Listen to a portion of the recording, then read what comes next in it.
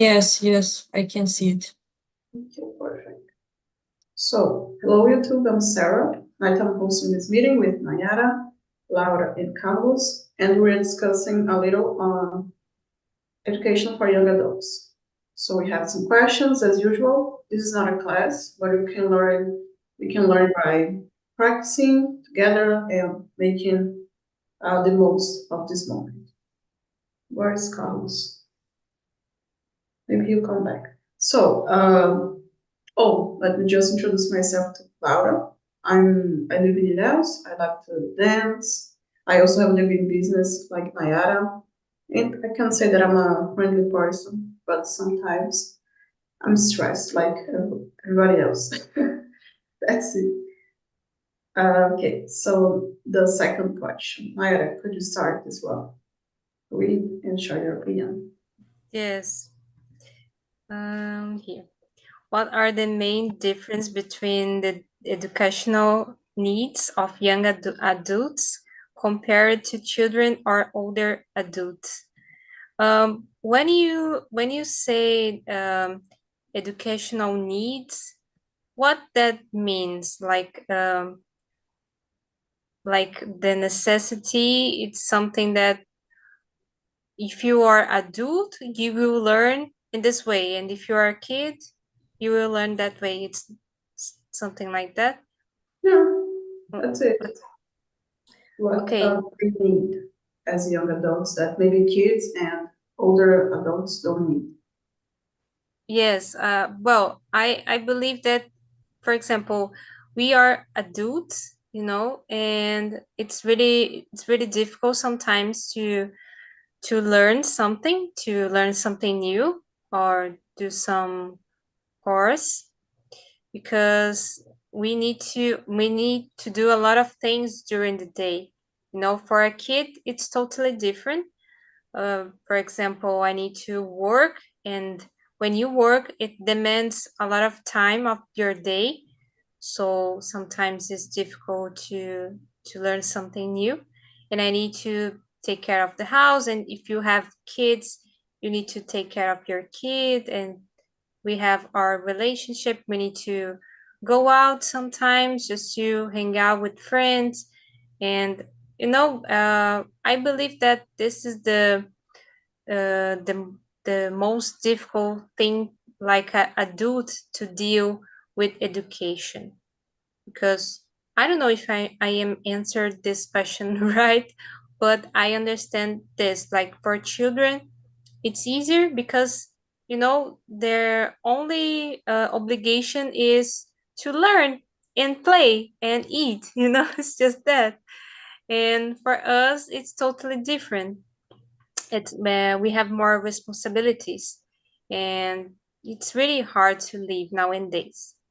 Not only talking about education, but everything. And yeah, I think this is the most different when we're talking about education. And something that it's good for us, like for young adults and older adults, is the technology. Because now we can, for example, we are here and we can have this conversation online. It's easier for us. We don't need to go out, or go to some physical place. We just stay here in my house, and I can learn something. So technology, it's really good for that. Sometimes it's lonely. I think I'd like to go out more, but I totally agree that it's very convenient, for our lives, especially with work and the routine you mentioned. Yeah, very busy. And what do you think, Laura? Thanks, Nayara, for sharing.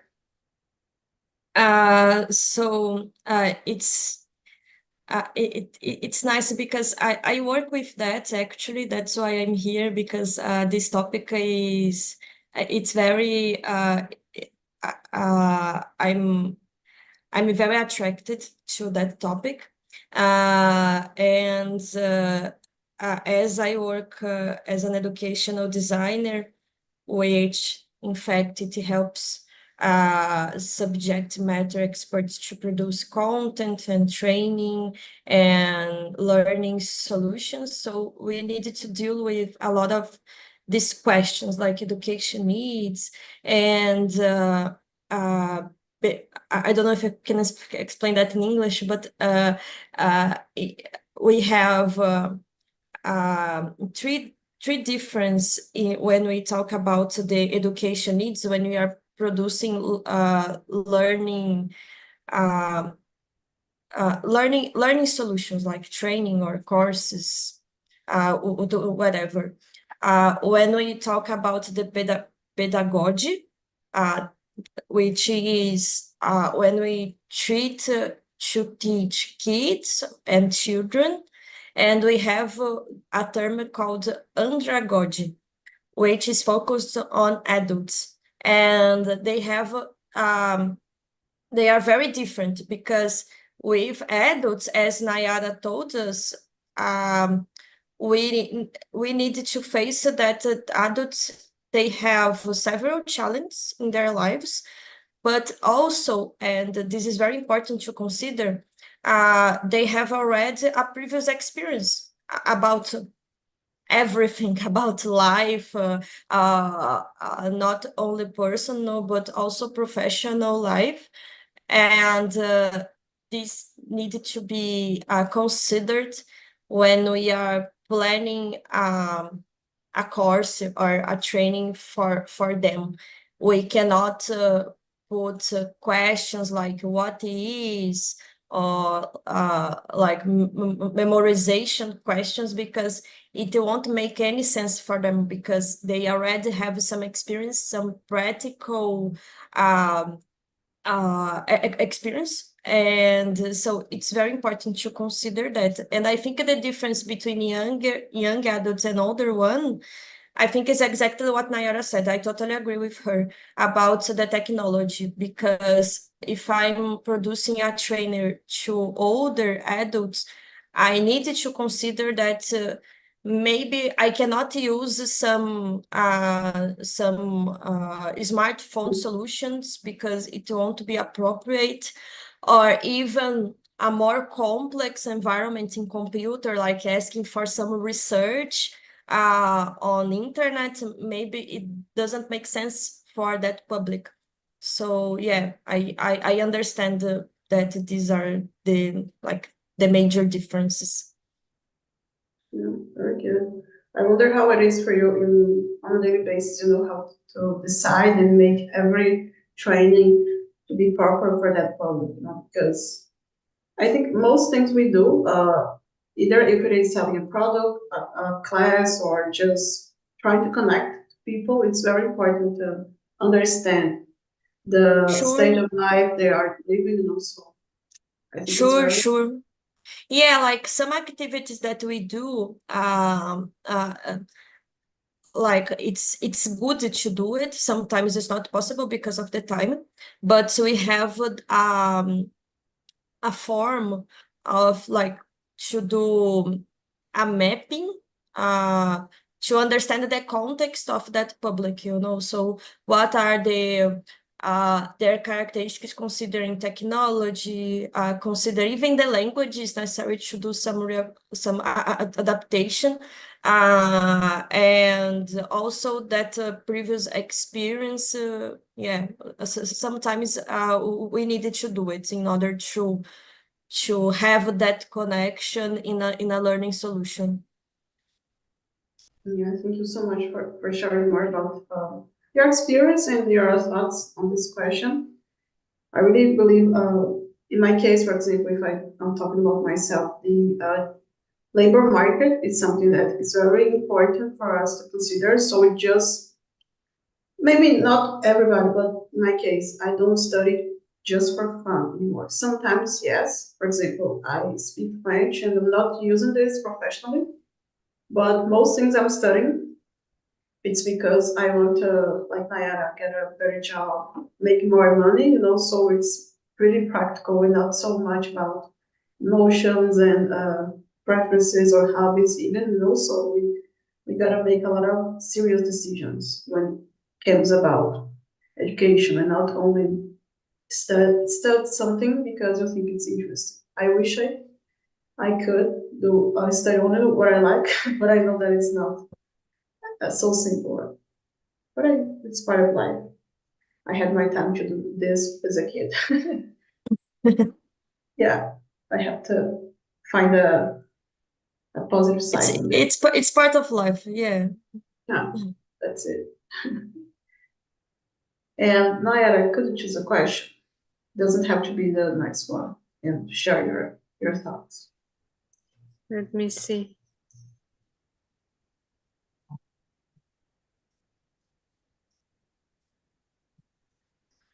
I think the question number 5, it's a good question. What are some common challenges young adults face in purchasing further education after high school? Well, we have a lot of challenge when we finish the high school, because we need to choose so many things, and I think we are not prepared yet. And oh my god, I don't know how to say, but the challenge that I believe that the big challenge is to choose what I want to do in my professional life, like for my whole life. Because I don't know, yes, we can change. Like, I want to change, I choose to do administration, but now I want to change my. But now I am 31 years old, and we know that it's so difficult to start again. With like from the beginning, talking about a professional life. So I think this is the big challenge. Like, you don't know what you want for your life. It's not possible. You are so young, and you need to think, you need to work. Sometimes you need to choose a college, but the most of young people, mainly in Brazil, they need to study and work. So this is a big challenge, and sometimes they need to take care of the family and pay the bills and do a college. And um yeah, I believe that it's really hard sometimes, but it's necessary. We need to do this. Like, sometimes people need to work to pay for the college. And yeah, it's not everyone that can, for example, earn one scholarship. Yes, I think it's scholarship, like, to didn't don't need to pay for the college. But yeah, I believe this is the challenge that we have when we finish the high school. I believe that when I was young, I really wanted to finish the high school because I didn't like it. I hate high school because I suffer a lot of bullying.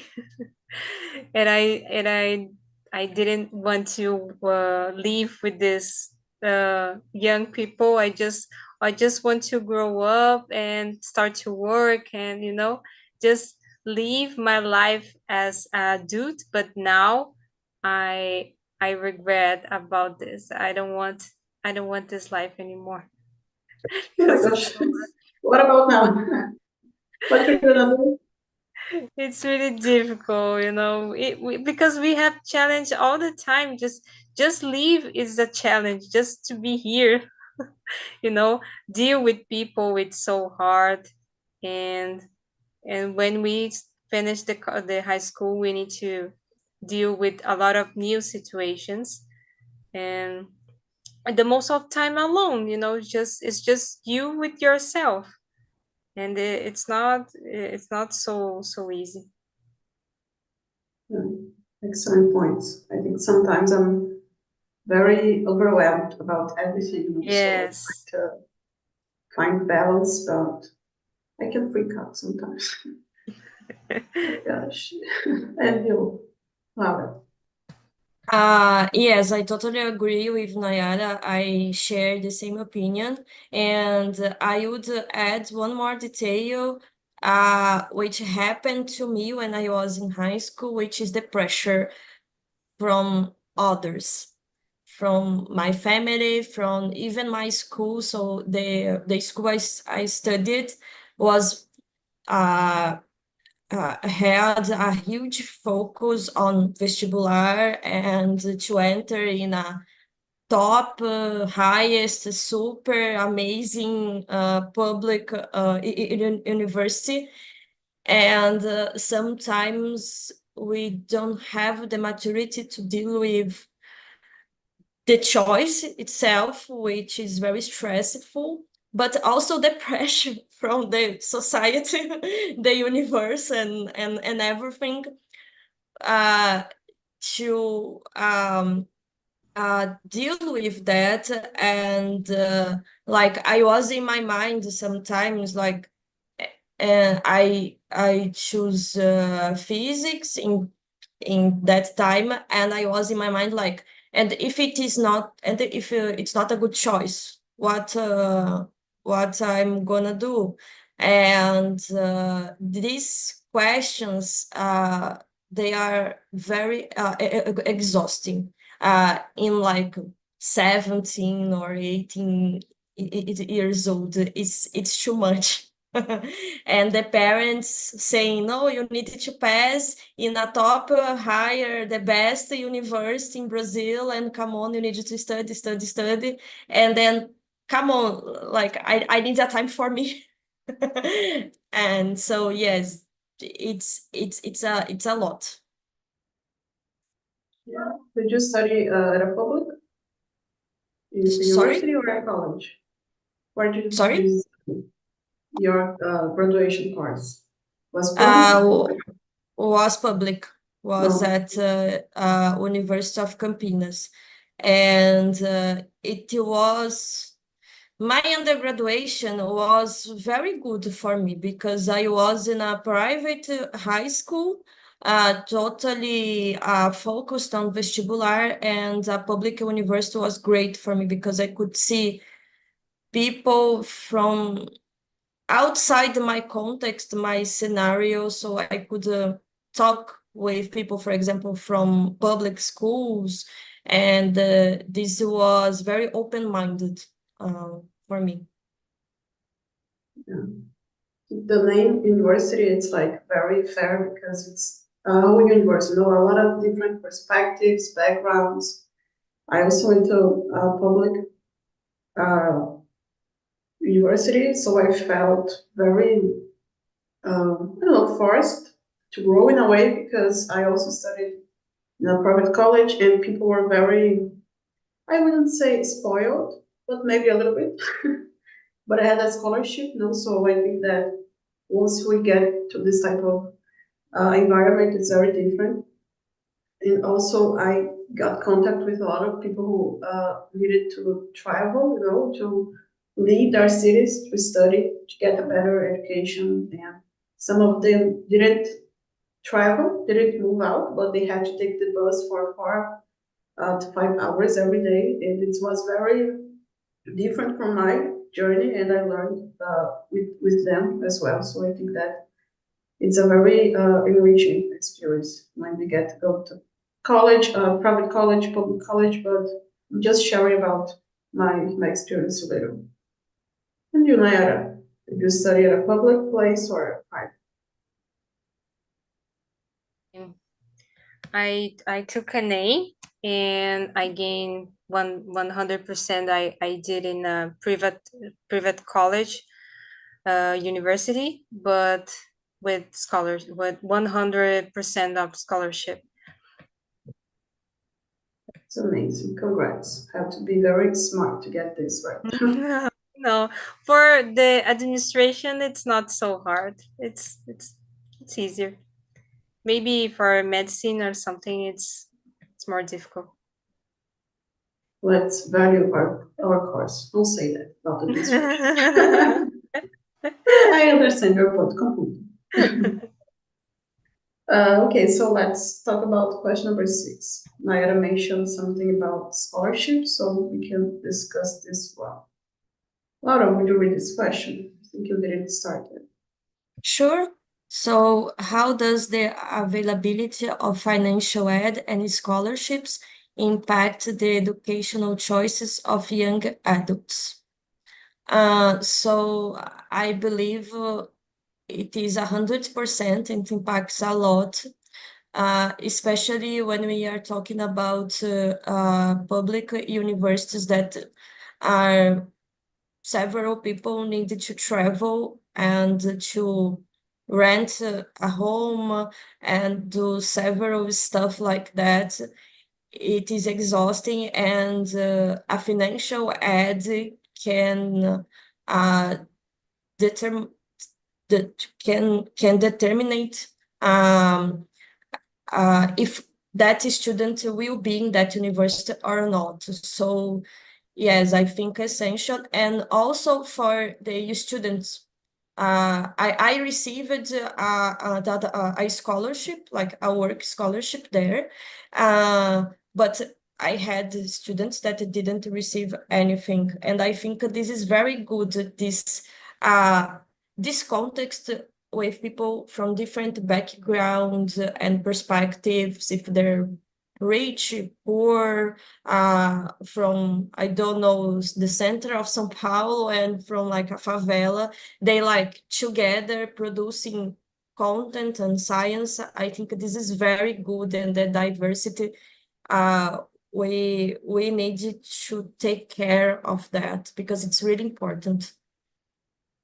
I gotta say that I felt curious sometimes because sometimes I was waiting for the bus, and I could hear the conversation about other people that were there, and they were saying, "Oh, I don't know how to take the bus because I was like they were new, but they are well, obviously rich, and for them, taking the bus was something very new, very okay, Nayara. So very, oh my gosh, how am I supposed to do that? I never need to do that, never needed. So I felt a little bit, oh my gosh, envy, I think. But like you said, all these people combined, they can produce something good. I really believe that. Yes, it can show these different points of view of dealing with life.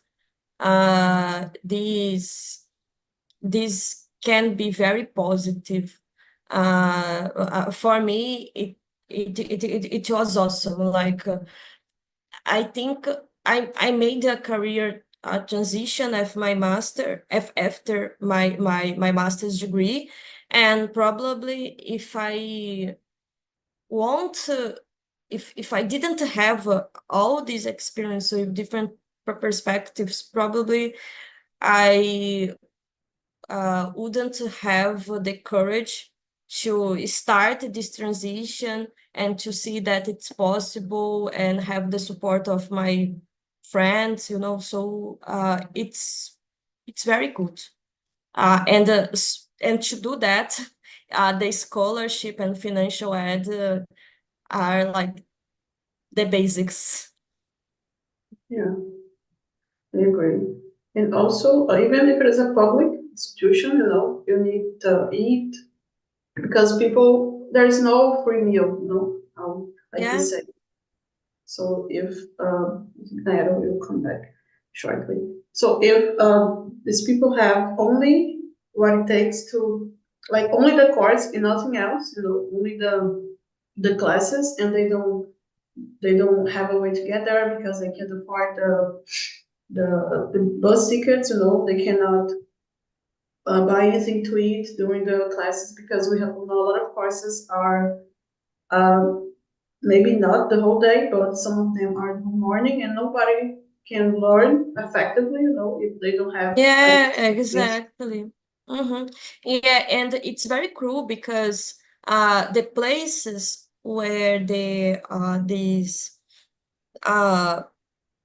these best public universities are based, they are very expensive regions. Like, for example, University of São Paulo in Butantã. Come on, how could I rent, I don't know, a home, a studio, wherever in Bhutan? it's very expensive. So it's not affordable for all of high school students. So yeah, it's essential to have this financial aid or even a scholarship, so you receive some money to live in the place where this university is based. Yeah, I agree. And it is not like something like they're gonna party all days. People think you can do so much with, I don't know, 400 guys, because here in my college, in my university, it was something like that.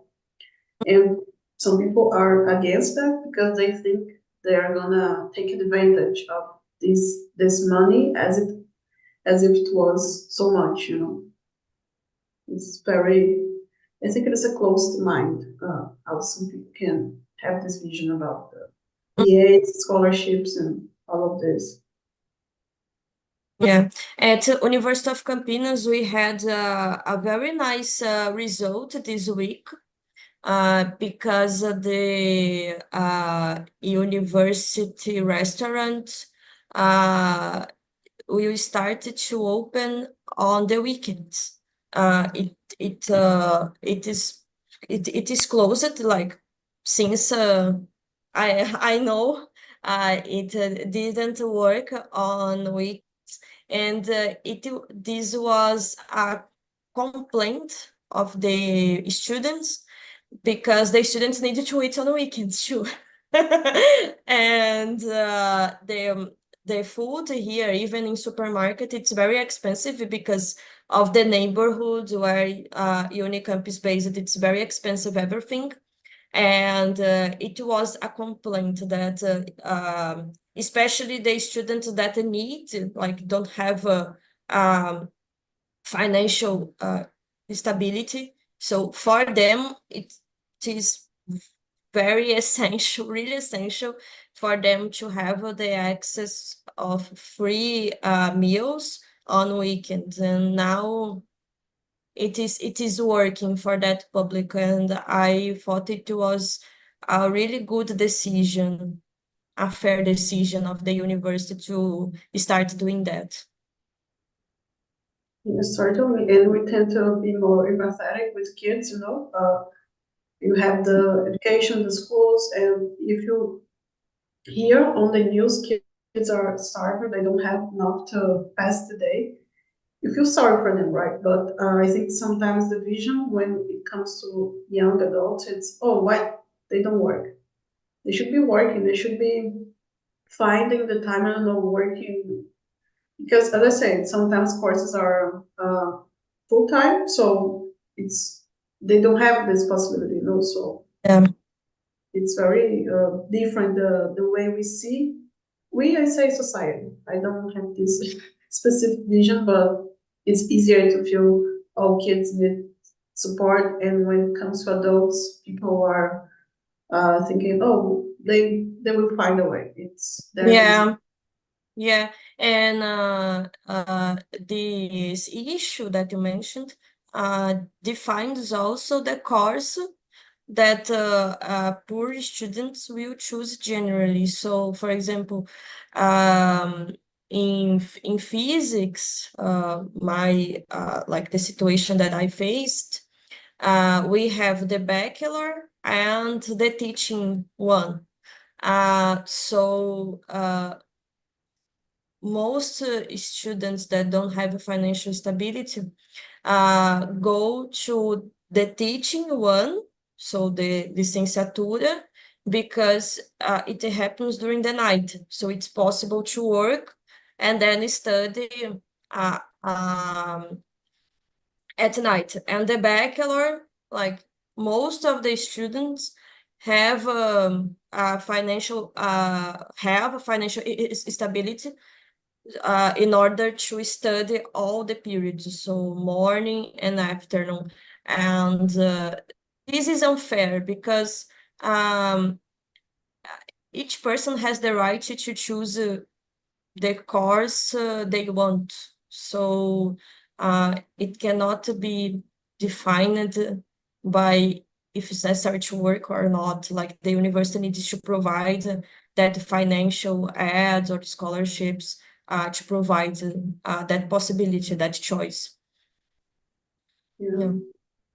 Brought up something very important, because I remember when I was in college, there was something, I don't think it was necessarily on purpose, but there were groups, and usually the people that worked all day and didn't have so much time to dedicate to the assignments, they were together. They were kind of left out because the others knew would be harder to contact them, to uh, get them to do some things, because sometimes they had kids, they had full-time jobs, so this is also another situation that's very common.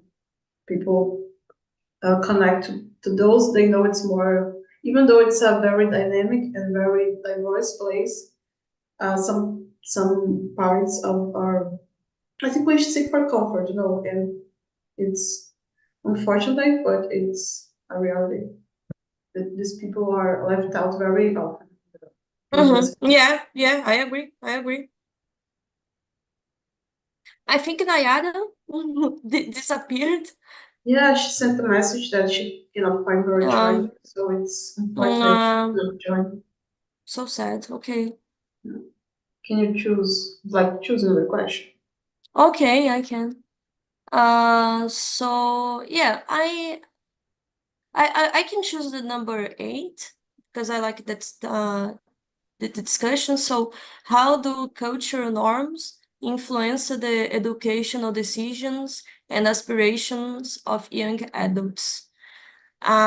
So yeah, the cultural part influences a lot when we are talking about learning of the process of learning of young adults, because it can change totally from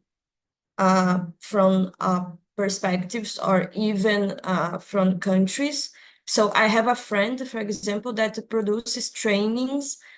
She works in an international company, and the trainings that she produces goes to all the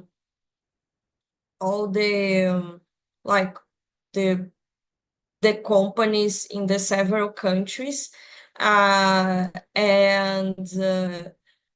for her it's very hard to provide a training that impacts in the same way when you are talking about a training that goes to Brazil and goes to South Africa and India and Portugal and USA. So it influences a lot, like a training with all these different cultures. I think this is my opinion, my personal opinion. Won't impact so much, won't have the same impact as we produce for each type of culture. So one for each country. For example, I think it would be more positive, because the language can be different, the examples. So I don't know if it's possible to put some pictures in that book or training, and if it will have the same dialogue with the students from one country to another. So yeah, it's challenging, and I think it influences a lot. And also about aspirations, I think it influences too. So a student, for example, whose parents are already have some academic background or already have an undergraduation, probably will have an undergraduation too. And students whose parents don't have that, I think it's more difficult. We need to influence more. As a teacher, as a high school teacher, I'm not a high school teacher, but high school teachers needed to work harder with that students in order that they can have an undergraduation or even a post-graduation. And do you think college is still strong nowadays, or people are choosing different paths? Sorry, I didn't understand the question. Would you Yeah, repeat? just curiosity. Okay. So do you think college is still something strong nowadays, or people are choosing different roles, different careers? Okay. As I see, people are choosing different careers. I noticing that, like, when I was doing the teaching in physics, my undergraduation, I needed to do the internship in schools, and I noticed that uh, uh, people in generally from public high schools, they tend now to face other possibilities, which I think that it's really good, because in the past it was only like university undergraduation and you needed to do this and that, and this is not fair. But now with that discussions of the new high school, this new curriculum, it's more flexible, this treatment with high school students. So yes, they tend to think more about undergraduation, but not this course, these standard courses like engineering or medicine. When I was in an internship, I had a student, a high school student, was trying to study for fashion undergraduation. And this is really nice, because so with this point of view, the teacher can work more on that, because I don't know, it makes some conversation, the undergraduation and the culture of that student, the perspective of that student. Yeah. Yeah, I asked that because I only imagine for professional education, a person who works in education, how hard it must be to handle these types of differences, you know. For example, I wouldn't know how to approach or how to connect with a student that wants to be an influencer. I have no knowledge on that. You know, I would be. How can I make sure that they pay attention to my class and I am not being someone who is underestimating them because oh we should choose something that is safe and easy. I don't think that's the role of a teacher, you know, I think we can encourage, but in the same way, we should be able to give good advice and try to make them see positive and negative sides about their choices. And also in my family, it was common to have this aspiration about public exams, you know, so I think nowadays we are seeing more options regarding the job market, but personally, my family, I still get a lot of messages on WhatsApp, you know, you should subscribe, you should, and you have to study. It's 100 reais, sometimes more or less, but if you just apply to everything and hopes for a miracle, I don't think that's the ideal way. No, of course you can try, you can see what's a good fit for you, what could be something you could work on. But thank God we are exploring other options such as technology, as you mentioned, remote work, where I think it's great. And yeah, I think we are evolving in some aspects. Yes, like for high school teachers, in fact, this is a nightmare, you know, like for my dad, he's a high school teacher of philosophy, and it's really difficult to have that connection and to transform the classroom in a positive production for so that students can have their autonomy in making choices or even understanding their situations in order to change that. And it's very hard. So, for example, my dad uses a lot of videos or even music. But this needs to be a careful decision, because there are some musics that are not fine for that public. So if there is some students that are more simple, you know, or even that live in favelas. So my dad work in a school that it is in a favela. So in that type situation, the discussion needs to be different, and the examples need to be different. And this is okay. It's not wrong, because the culture is different. So it's very important to know a little bit of the culture. So it's important to have an immersion in that space, talk about people that work there, that live there, try um, to know the homes of that students, to talk with their parents.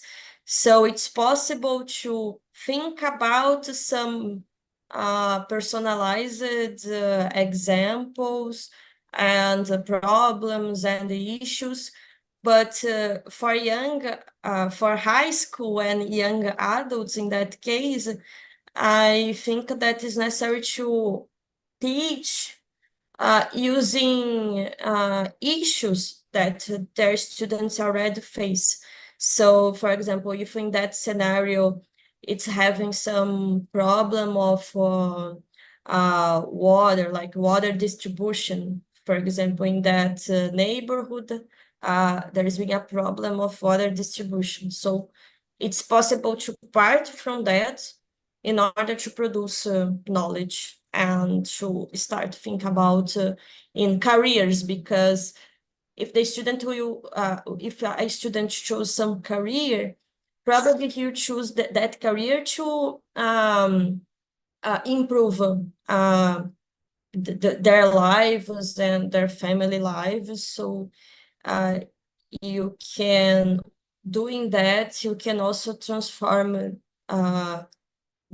this context and this neighborhood, but it's very it's very challenging, this type of job, you know. Yeah, couldn't agree more. And you mentioned about the characteristics of that decision. You know that for some people could be very private, and it's only for them.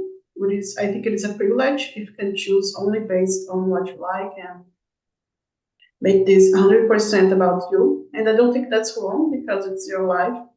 But for many, for young adults, they choose based on how they can bring others with them, you know, how they can help, how they can improve the environments around them. So it's very important that we not only educators can do that, but if you start with someone that needs this type of cooperation or this type of support, you can do that. Why not, right? So it's like a job for everyone. Even if we constantly say it's about the school, it's about the university, but it's about society as a whole, you know.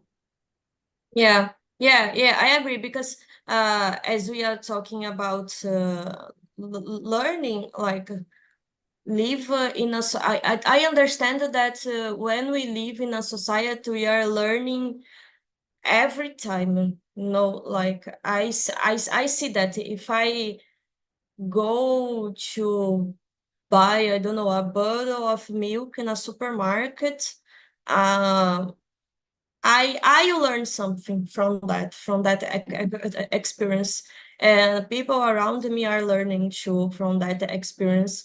And so yes, we can approach that situation as learners or teachers, and try to help people from that situation or context. Yeah, totally. And sometimes we want to learn, right? It's tough. You just want to live your life, but as you said, you need to be open to these experiences. Yes. And just so we can finish, can you talk a little bit more on your profession? I'm very curious about this because I think you came to the Okay. perfect situation. Yeah, so yeah, sure. So I work as an instructional designer, and the instructional design itself, it can be seen as a skill and a process itself, which helps people to develop learning solutions. So that's the basics. And to doing that, there are a lot of backgrounds, concepts, and theories that are from education itself. So, like, I don't know, Paulo Freire and other uh, theoretical persons from education, but also from training. So the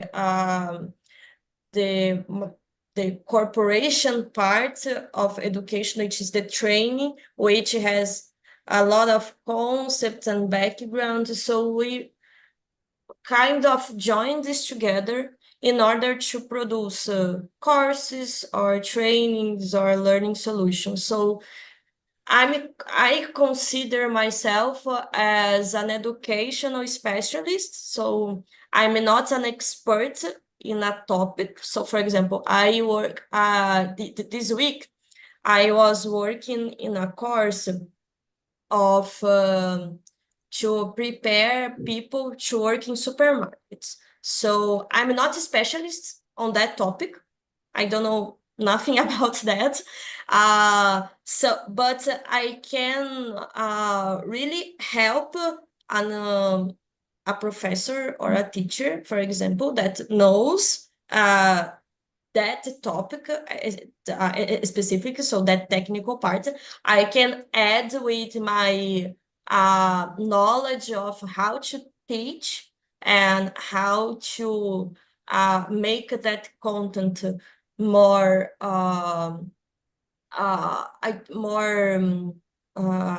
I forgot the learning English, Enjoy. more attractive, enjoyed or attractive to students. So I know how students will learn better that specific content. So I can help these experts to provide a good course. So that like my job is that.